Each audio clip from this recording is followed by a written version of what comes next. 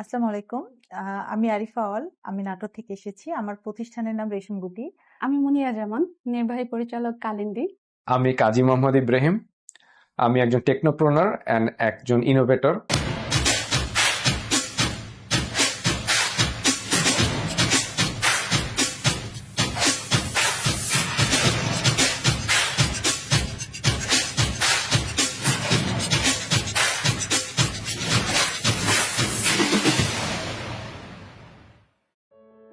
দেশের বাজারে পাট পণ্যের চাহিদা এবং তার বিপরীতে আমরা যদি দেখি মানসম্পন্ন পাট পণ্যের যে ক্রাইসিস, মূলত এটি আমাদেরকে কালিন্দী শুরু করার জন্য উৎসাহ এবং অনুপ্রেরণা দিয়েছিল।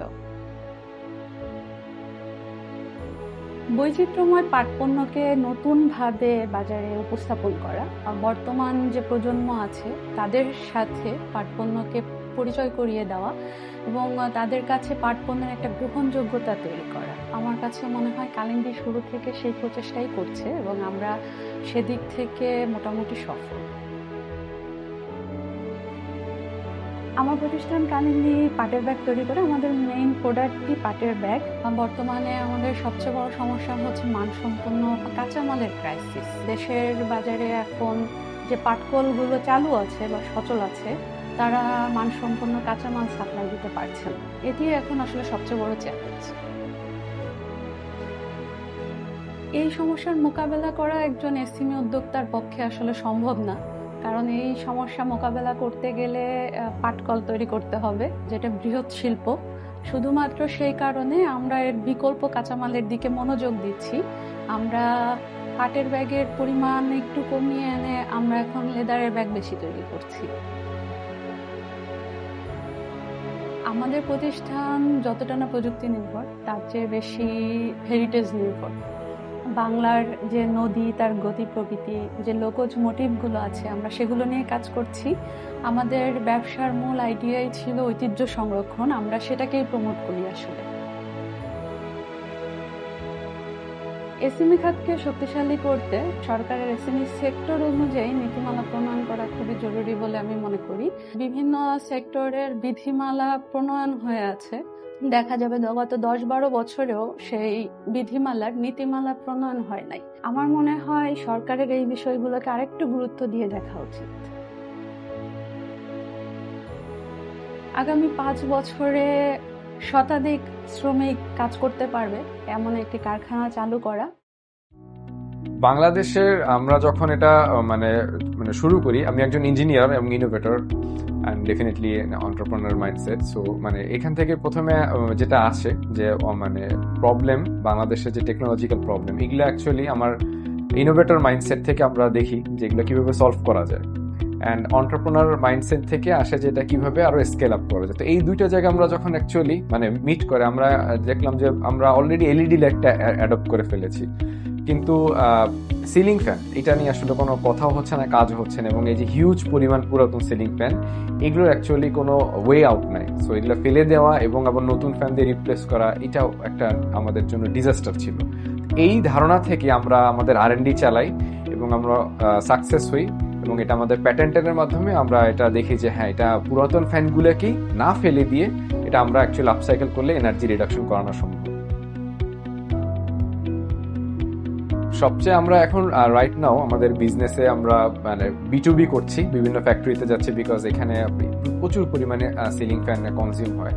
তো আমি চেষ্টা করি নিজেই থেকে এই জিনিসগুলা আপগ্রেড করতে, কারণ আমি একজন বিং ইঞ্জিনিয়ার এন্টারপ্রেনার, আমার এটা খুব ভালো লাগে। তো আমরা যখন এই বিভিন্ন ফ্যাক্টরিতে যাচ্ছি, তো আমার আসলে সব থেকে বড় মাইন্ড ফলোটা হচ্ছে যখন এই ফ্যাক্টরির একদম রুট লেভেলের যে শেয়ার হোল্ডার, ওয়ার্কার, তারা যখন এই জিনিসটা দেখছে, তারা এসে আমাকে কিন্তু তারা রিকোয়েস্ট করতেছে যে তাদের বাসার ফ্যানগুলোকে কোনোভাবে আপসাইকেল করা যায় কিনা। তো এখানে একটা বড় ইম্পর্টেন্ট হিউম্যান সাইকি, যে আমরা কিন্তু ন্যাচারালি নিউ টেকনোলজি অ্যাডপ্ট করতে চাই না, এবং BLDC একটা টেকনোলজি সম্বন্ধে একটা মানুষের মনে একটা অলরেডি স্কেপটিক্যাল ধারণা আছে যে হ্যাঁ, বাতাস কম বা কাজ করে না, সফিস্টিকেটেড। কিন্তু তারা যখন এই জিনিসটার প্রতি একটা কনফিডেন্স দেখাচ্ছে, আমি বলবো আমার টেকনোপ্রেনার এবং ইনোভেটর জীবনে এটা আমার জন্য একটা বিশাল মাইলস্টোন, এবং I am really proud of it.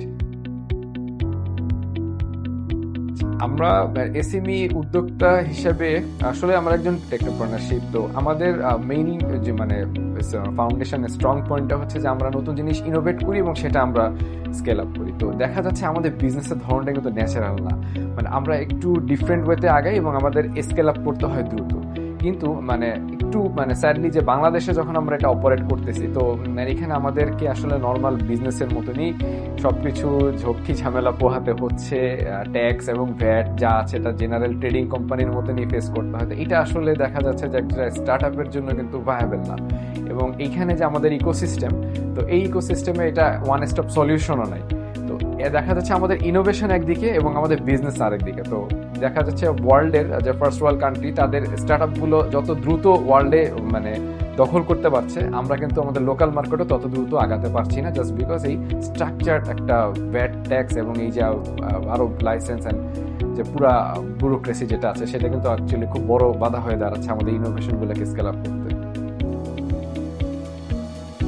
Right now আমরা চেষ্টা করছি যে স্টেক হোল্ডার যারা আছে তাদের সাথে কথা বলতে, অ্যান্ড যদি এটা খুব দ্রুত সম্ভব নাও হয়, তো আমাদের পরিকল্পনা হচ্ছে যে আমরা আমাদের যে টেকনোলজি বা প্যাটেন্টেড যে টেক আমরা ইউজ করছি, এটাকে এত বেশি এফিশিয়েন্ট করা যাতে জেনারেল কনজিউমারদের জন্য এই প্রাইস এবং যে ভ্যাটের যে একটা ধাক্কা, এটা যেন আমরা আমাদের প্রাইস রিডাকশনের মাধ্যমে এটা একটা কমফোর্টেবল সিচুয়েশনে নিয়ে আসতে পারি। আমরা কমপ্লিটলি জাপানিজ একটা ফিলোসফি আছে, kaizen and JTN, just in time. তো আমরা এটাকে একদম হাইলি মানে ইমপ্লিমেন্ট করার চেষ্টা করছি আমাদের বিজনেসে। কারণ দেখা যাচ্ছে যে মানে রাইট নাও আপনার নট অনলি বিজনেসের টাইমটা ইম্পর্টেন্ট, বাট অলসো হচ্ছে এফিসিয়েন্সি, এটা ম্যাক্সিমাইজ করা। পার স্কোয়ার ফিটে যত মানে মাস এফিসিয়েন্সি আমরা হিট করতে পারবো, তত কিন্তু বিজনেসের যে এক্স্যাক্টলি স্পিড অ্যান্ড প্রফিটেবিলিটি বেড়ে যাবে। রাইট নাও এটা কিন্তু সবাই করছে। সো মানে আমরা চেষ্টা করছি বাংলাদেশে এটা হাইলি ইমপ্লিমেন্ট করা, বিং আ টেক কোম্পানি।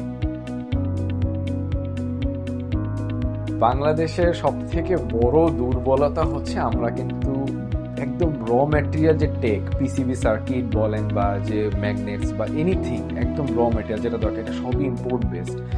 এটা যেটা করতে হয় একটা এসএমইর জন্য, যখন একদম জিরো থেকে আমাদের মতো ইনোভেটররা চলে আসে, তখন এই জিনিসগুলোর হ্যাসেল কিন্তু আমাদের সবাইকে পোহাইতে হয়।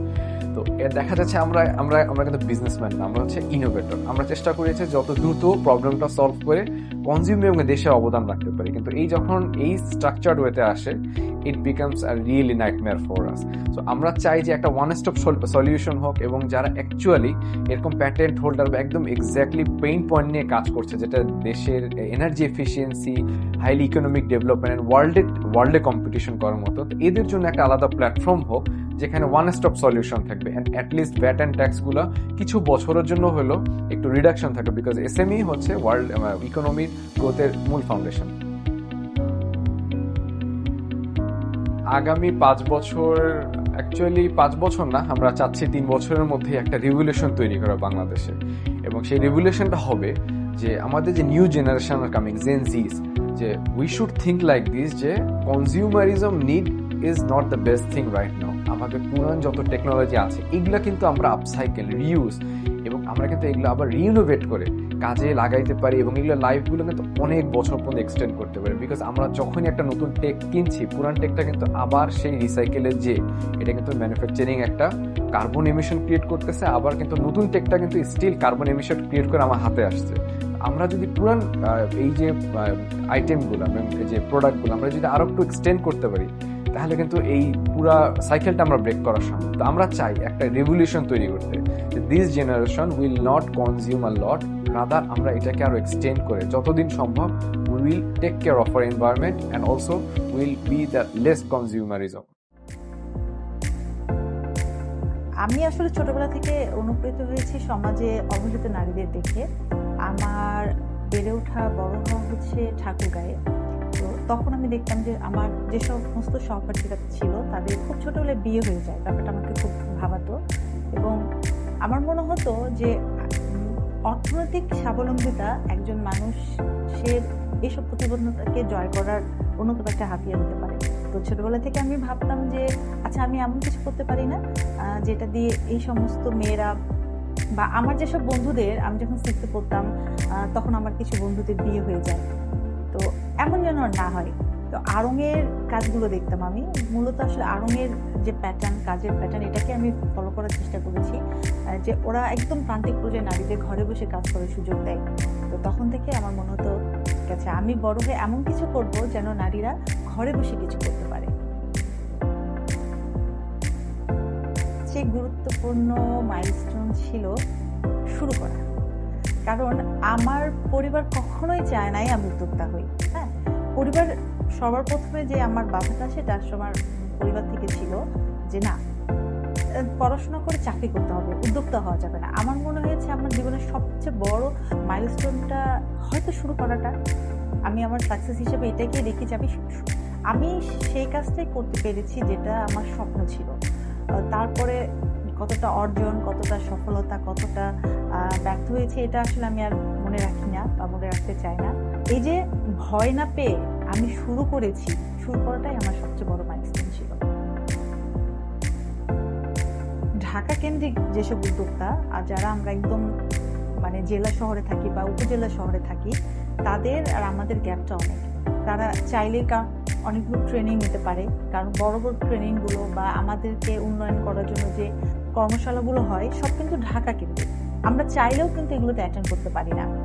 এগুলো যদি একটু বিভাগীয় শহরে হইতো, হয় এসএমই ফাউন্ডেশনের মাধ্যমে অনেক ট্রেনিংই হয়, কিন্তু সব যে হয় তা না, আবার প্রয়োজনীয় সব কিছু যে হয় ব্যাপারটাও তা না। ঘুরে ফিরে ঢাকা কেন্দ্রিক ব্যাপারটাই আসে, যেটা মানে হুটহাট করে আমরা আসতেও পারি না।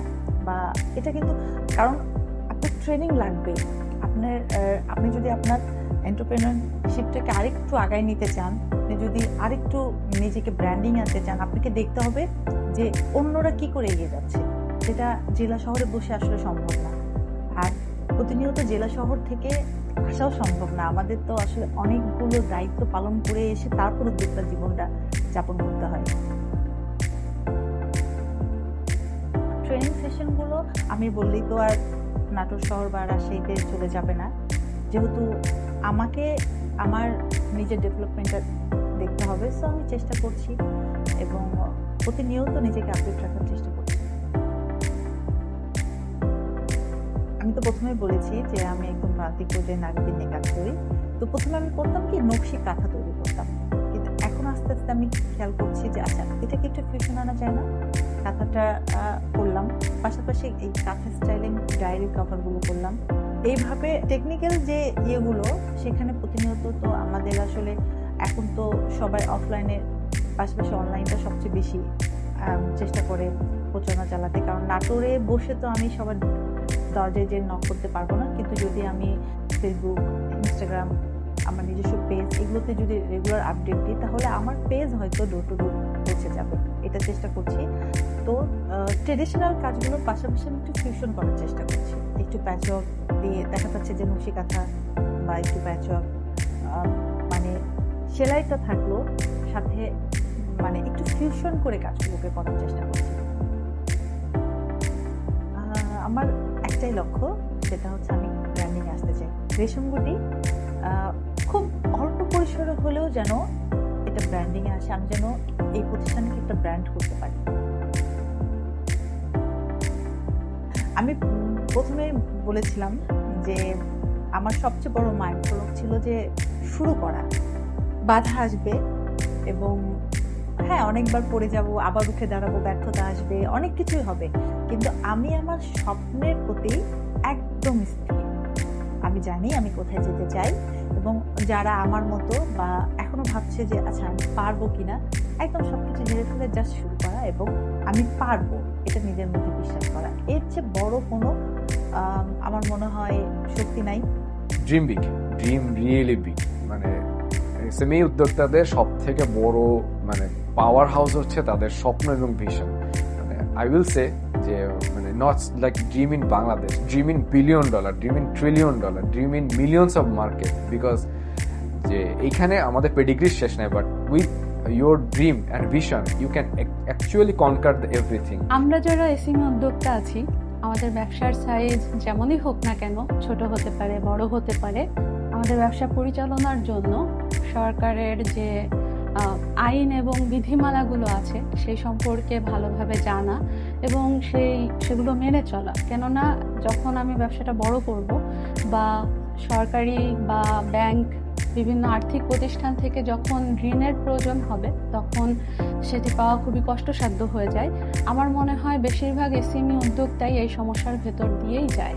এসএমইর বিভিন্ন সেক্টরের জন্যই ন্যূনতম মজুরি কাঠামো নাই, যে উৎপাদনমুখী সব ব্যবসা প্রতিষ্ঠানেরই উচিত শ্রমিকের জীবনযাপনের জন্য বেঁচে থাকার মতো ন্যূনতম মজুরি প্রদান করা। কেননা আমার মনে হয় যে শ্রমিক বেঁচে থাকলে শিল্প বেঁচে থাকবে।